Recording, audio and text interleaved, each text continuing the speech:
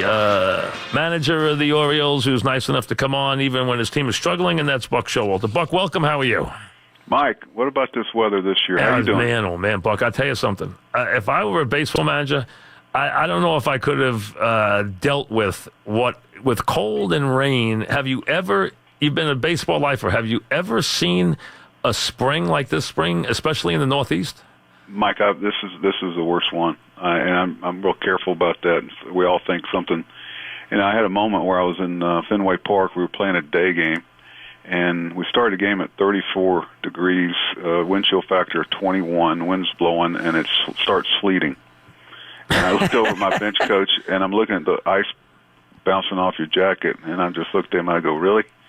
And, doubleheaders are a killer in the big leagues because of what they do to your pitching staff and the disarray. You spend a long time catching up from them. So everyone's trying to play these games to keep from playing them. But, we've played some games this year, and other teams have too, where you're just trying to get through them and, not get anybody hurt. I mean, we had a catcher step on, they don't chalk lines anymore. They paint them. They stepped on the paint as they were trying to throw the second of the batter's box, and the paint was frozen and slipped. I've never had that happen before. It's been a challenge. It really has, and baseball's hard to play in that weather, and we have had so much of it. Even today, I mean, again, down there, here, it's just not nice, and it's already June, tomorrow, so it's been crazy. And what's the answer, Mike? I don't know. I don't like starting. I don't do. Well, listen, you know this stuff better than anybody, but they don't. They have to come up with a way. And I know there's not enough days if you try to jam everything from November 1st backwards, but something has to give. And the players and the owners got to get together and figure out a schedule that makes sense, get it back to 154, not try and start it early in the season. And that's the answer.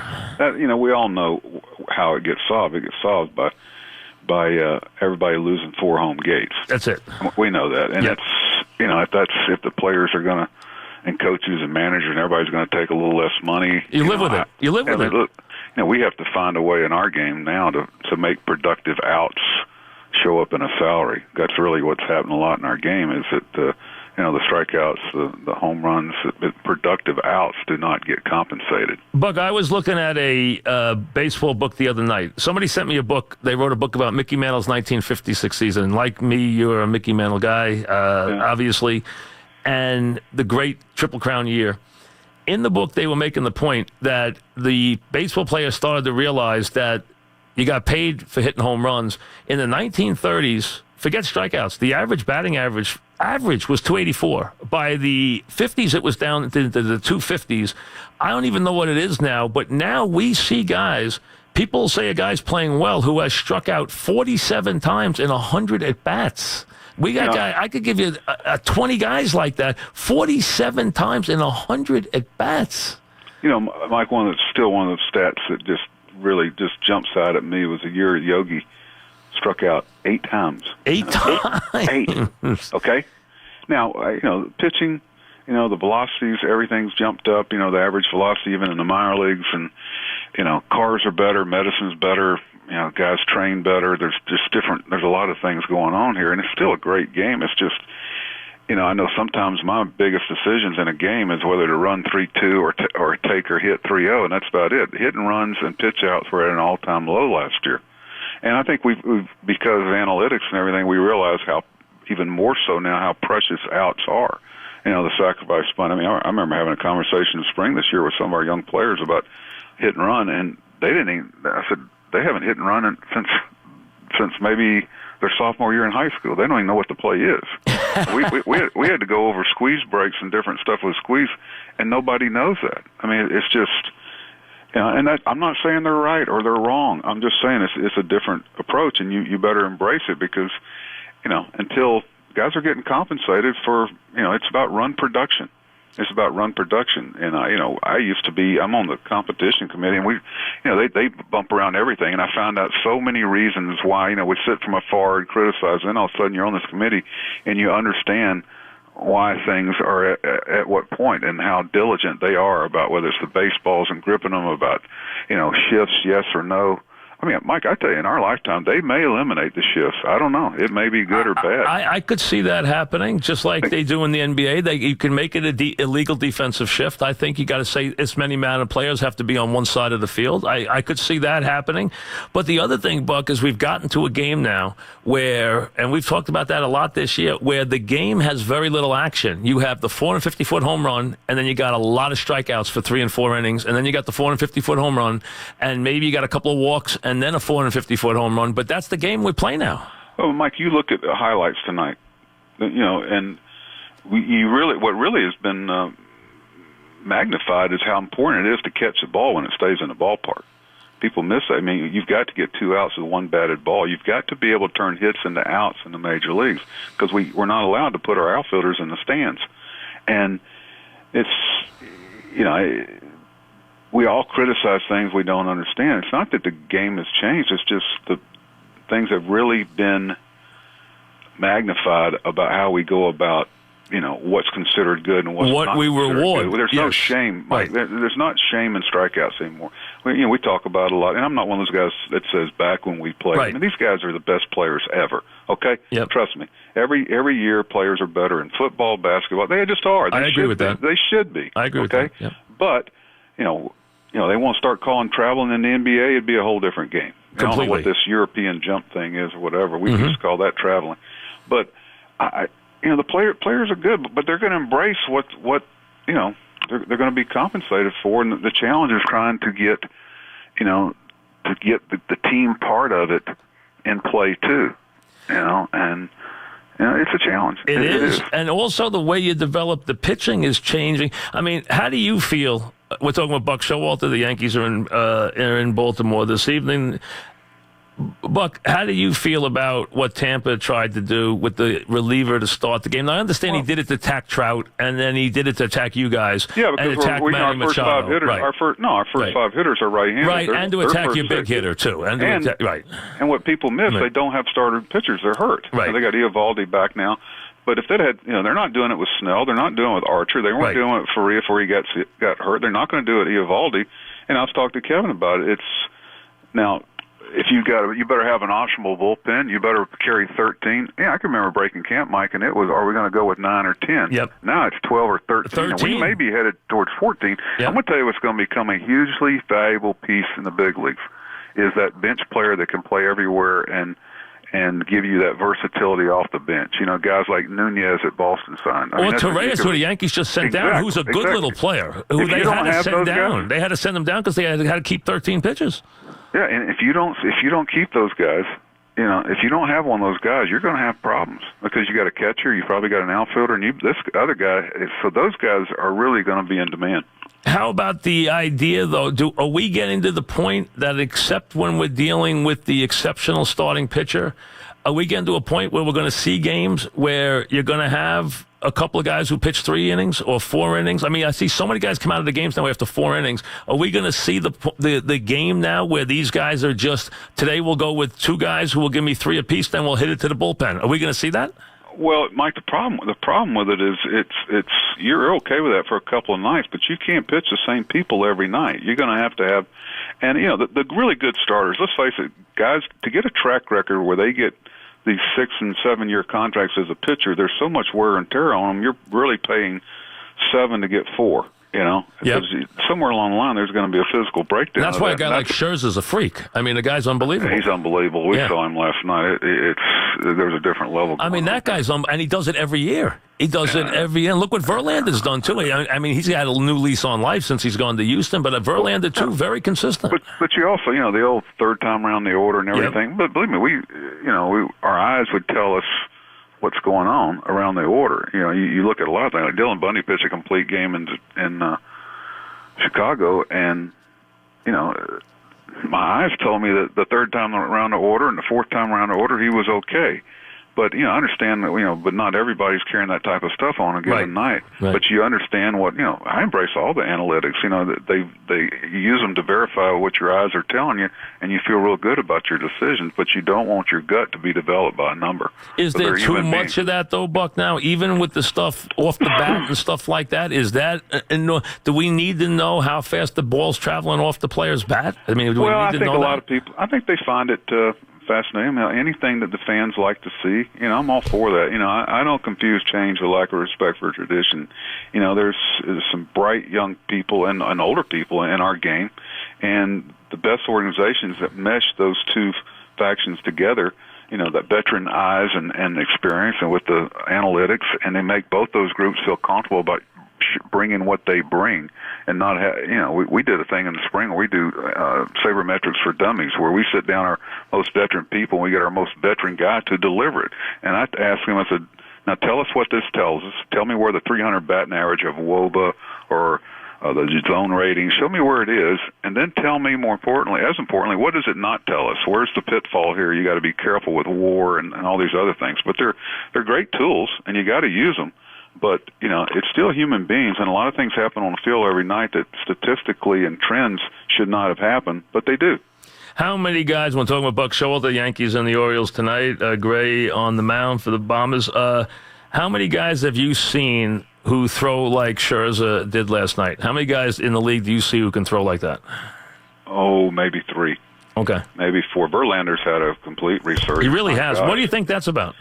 I just think that, the conditioning and just, I think one thing that I know Tampa's probably the best pitcher's park in baseball because you've got big foul ground, big gaps. You never play a doubleheader there.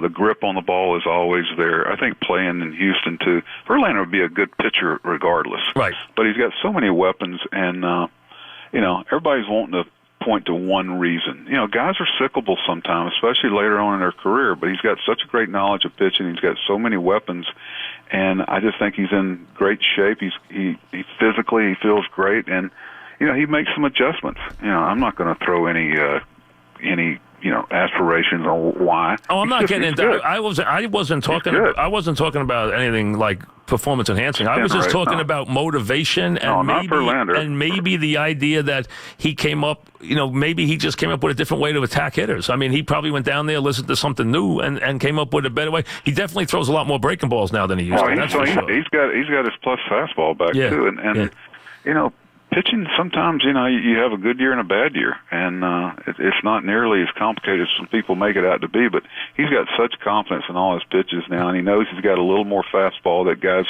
have to cheat to. And when you're cheating to a fastball and he shows you command of 3 pitches, like, Scherzer's throwing a right-on-right changeup in the 7th inning. I mean, he's just getting going. His pitch count, it reminds me a lot of Randy Johnson. I had to throw out the pitch count thing because, he was just a freak of baseball as far as what you can't judge him by other pitchers. Randy was just getting warmed up at 90 pitches. You just turned off the shot clock. Yeah, he just goes and goes, Scherzer. He's been unbelievable. He's been an amazing pitcher. We're talking with Buck Showalter, of course. This has been not only an ugly spring weather-wise, it's been a tough spring for you guys. It's funny, I went back and looked. Any year you've had a year like this, your team has come back and had a huge year the next year. How tough has this one been compared to the couple of bad years you've been through with your teams? How tough has this one been? Oh, it's tough. From a mental standpoint, you can just get beat on so much. Our guys are pushing, and they're trying to hit a 3-run homer. They're trying to do everything in one at bat, and you love to want to, but it's just not how it's not good for baseball because you're playing every day, and sometimes things snowball. The level of talent up here is so good everywhere that when things snowball good, you can do nothing wrong. When they snowball bad because you got the best players in the world, and when you're down, they'll beat on you. And I'm not going to get into injuries. Everybody's got them. It's it's like everybody's got one. So, yep. That's part of it. Your what ifs have to step in, and we just haven't been able to have some people, fill in for some of the challenges we've had from the other side. And, there's been some good things along the way, but nobody really wants to hear them. Rightfully so. Buck, do we have more good young players now, or are we just noticing it more? I mean, to see these guys come up, Now, we saw guys come up in the past, and we've seen plenty of phenoms and plenty of guys that come up at 19 and 20, but we see them now. They seem to come up maybe even a little better aware, maybe even a little better in terms of being well-versed. And it's amazing. I mean, I watched Torres come up. He just seems like he's been here for years when he comes up like this. We just saw the Soto kid. We're watching him for 3 days. Heck, he's 19. And you have to, as a coaching staff, you have to be able to coach and develop in the major leagues now. These guys come so quickly, and the window is there for them. And there's not the rookie hazing, which is a good thing. I mean, their path, and they're more confident when they get here. Umpires aren't calling pitches 4 inches off the plate. So they're not treated. There's no initiation anymore. No, it's and it's good. That's a good point. I never have understood that. That's a good point. We had a kid last night. Soto, first night, balls thrown in, and he's complaining to the umpire about a rookie. Balls and strikes. A rookie, yeah. But I looked around the dugout, and it wasn't that big a deal. I remember turning to Roger McDowell and saying, could you imagine a few years ago, 10 years ago, if a rookie had done that to one of these guys? Yeah, he's going to get the next one's going to be in the batter's box. Yeah. And I'm not saying it's for the worse. I mean, you can't. You just about can't get kicked out of a game as a manager anymore. And the relationship with the umpires is so much better because, the base umpires are never going to leave the field without knowing they got it right for the most part. And that's good. I don't whether or not they're going to end up with electronic strike zone yet, who knows?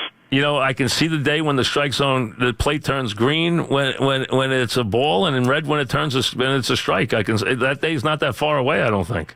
I think you're right, Mike. And it's just the way the world works. I mean, it's and one thing about you is you're not married to the old stuff. You're not afraid of the progressive stuff. Well, you better. These people come in the game. If you don't think guys, I tell you what, Mike. This year there's 5 or 6 guys in our league, maybe 4, that when they're right, whether it's a Betts, whether it's a Trout, whether it's a Machado, I can go right down the line. Right. You better just walk them. I mean, they walked Manny the other day with nobody on, and with a 1 out, I believe, in the inning, and it was the right move. Someone said, well, there's not a first and third. The other day, I walked a guy, and I said, well, there was a base open second. Sometimes there's a base open, which is the plate. Right. Well, now the Bonds, the only time I saw that was I saw it once with Willie McCovey, and I saw it with Bonds a couple of times. It's the only time I've ever seen anybody do that with the bases loaded. I mean, that's a rare one. Well, you got to pick your poison. I was lucky that day because Jeff Kent, Bonds had not started the game, and Kent usually hitting behind him, who was an MVP that year, I think. Yeah, he was. Yeah, I mean, but Manny's having that type of year. He's having a great year. Oh my gosh, playing shortstop great, and through it all, and he's been selective because they're pitching very carefully to him, and Adam Jones having a good year. There's some good things going on, just not enough of them. Mike, we just had a lot of trouble scoring runs. How about tell me what you see in the Yankees, and give me a thought or two on Torres now that you've got a look at him. Oh, he's a good-looking kid, isn't he? My gosh. And they've done a good job with their minor league system and their international program, too, and they got some more coming. It's and they're able to go get some people with some of the people they have in their system because, the Andujar kid's got a chance to be real good. I like the Austin kid. It's a good group. I mean, I really felt like Aaron was a great hire there. I was hoping they wouldn't hire him, and he's just he's perfect for that situation. I've really been impressed with him. Any difference from your vantage point, Yankees, Red Sox, different teams, but one you prefer over the other? If I did, you think I'd tell you? Yeah, well, I could try. I can try. It's they're both really the people good. would be interested in your opinion. Go ahead. They're really good. Gosh, and we know that both of them have the resources to get better in the next between now and the trading deadline. We know that's going to happen. So, God bless them. If I was them, I'd do it the same way too. We've got plenty of payroll here. Our ownership's been great. They've been supportive at every turn, so we've got no excuses. So even you sound pretty cheerful for a guy whose team's had a rough go here. You don't sound too cranky about it, Mike. Hey, it's half full. We're all lucky. It's an honor every day to do this, and nobody wants to see you with a woe is me. And I'm certainly not going to. I'm looking as this is the day that we get it going the other direction. Hey, is the sun? Have you seen the sunshine twice in a row this year? 2 days in a row. Has it happened? Has it happened yet once this year or not? It's funny. We were in Tampa for 4 days. I think it was 4. And it hit me about the third day that I hadn't been outside except from the walk to the car at the hotel. You don't even see the sun. So I don't know. I'm wrong one to ask. Not much. 2 days in a row. Probably not, Mike. Well, listen, always a pleasure to talk to you, Buck. Thanks. Good luck to you. Thanks. All right, Mike. My pleasure. Thank you. Buck Showalter on a variety of things. And Manny Machado is, as you know, having a tremendous season. Obviously, a lot going on with his future and everything else. But 16 home runs, 45 RBIs. But this has been a very, very tough year for the Orioles, who have lost 5 straight. Last night they ran into Scherzer, who all he did last night was throw a 2-hitter over 8 innings, struck out 12, threw 111 pitches to drop his ERA to 1.9 and his record to 9-1. He has been unbelievable. He's been the best pitcher. And there's many guys pitching great, but he has been the best pitcher in baseball this year. He's been that good. He's scary good, and he's unbelievably consistent. He really is. But the weather tonight in Baltimore, 60% chance of rain. What else is new? Buck's told you about that, about what kind of year it's been. And here, I think it's going to clear up enough. We had some rain. It was raining pretty hard when we were driving in today, but it sounds like the Mets will get a chance to play tonight as the Cubbies are in town. Lugo will be on the mound against Quintana. Quintana's pitching for the Cubbies tonight, and Gray will be on the mound. Will Sanchez DH back-to-back days? That is the question. I'd say yes. That's just my. We'll see what happens. We'll have Boone. We'll probably have the lineup before he even comes on. But I would say right now, I will say yes, that he does DH 2 days in a row. That'd be my opinion. I think Gray will have Romine in with him still. I don't think we'll see that broken here this evening. Back after this.